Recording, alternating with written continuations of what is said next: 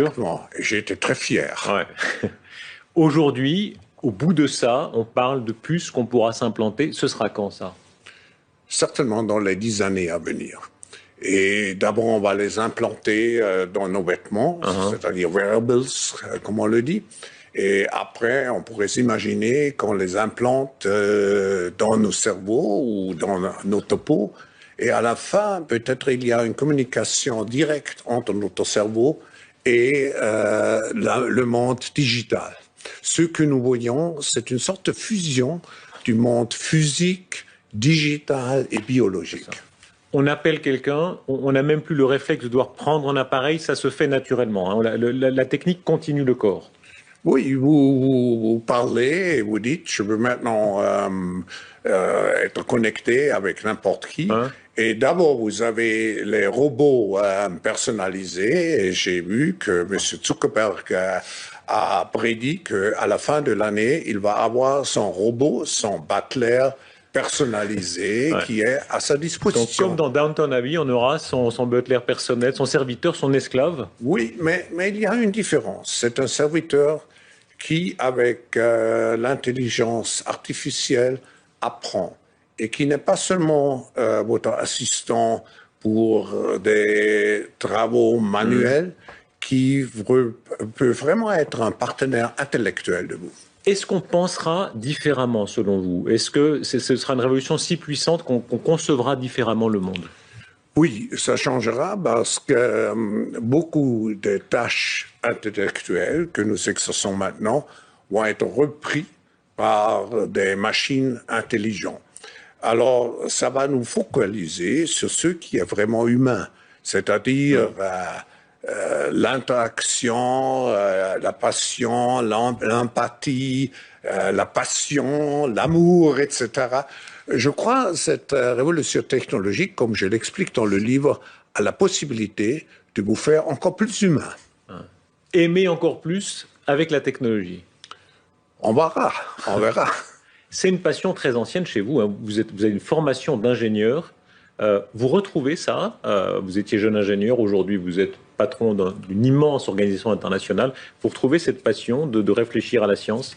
Oui, ça me fascine et ça me fascine pas seulement intellectuellement. C'est tout à fait clair pour moi.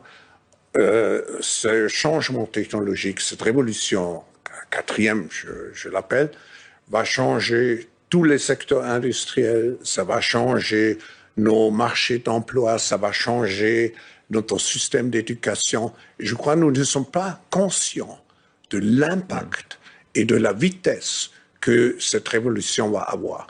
Je vous donne un exemple. Uber. C'est venu, ça a changé tout un système. Et ce qui est vraiment nouveau dans ces technologies, c'est pas seulement de nouveaux produits, c'est le système de transport, le système d'éducation qui va changer. Vous donnez des graphiques étonnants. Le monde Facebook, par exemple, la nation Facebook, vous dites, voilà, il y a plus de gens sur Facebook qu'il y a de Chinois, d'Américains, etc. C'est un peuple. Il y a un peuple entier. Le monde presque est sur Facebook. Oui, ça montre que nous sommes complètement interconnectés aujourd'hui. Ça donne la possibilité de créer de nouvelles communautés, de trouver de nouveaux amis. J'ai appris qu'une grande partie maintenant de mariage est basée sur l'interaction sur l'Internet. Alors ça nous donne de possibilités d'aller plus loin, pas seulement dans un sens physique, mais dans un sens intellectuel. Ça, c'est le bon côté. Le mauvais ou parfois bon côté, c'est le contrôle policier qui est possible grâce à ça. Est-ce que ça vous fait peur? Non, ça me fait de soucis parce que ce qui est clair dans ce nouveau monde, on doit accepter une transparence, et je dirais même une transparence totale. Regardez par exemple la discussion qu'on a eue en concernant le système bancaire, le secret bancaire. Tout va être transparent. Et il faut s'habituer, il faut se comporter ainsi. Ce qui est important, c'est que ce n'est pas abusé. C'est-à-dire, le système juridique doit être en place pour me protéger contre les abus quand je fais quelque chose qui est correct et qui est transparent. Klaus Schwab, vous parlez au téléphone à Madame Merkel, à Obama, à d'autres. Si j'étais général du FSB ou de la CIA ou du Mossad, évidemment votre téléphone est sur écoute. Vous y pensez quand vous téléphonez? Oui, naturellement, ça devient, comment dirais-je, intégré dans votre personnalité, mais si on n'a rien à cacher, il ne faut pas avoir peur. Vous dites, on vivra tous dans une sorte de transparence totale, tôt ou tard? Oui, exactement. Et ça a la possibilité de nous faire plus responsables de ce que nous faisons. Alors, il y a ce programme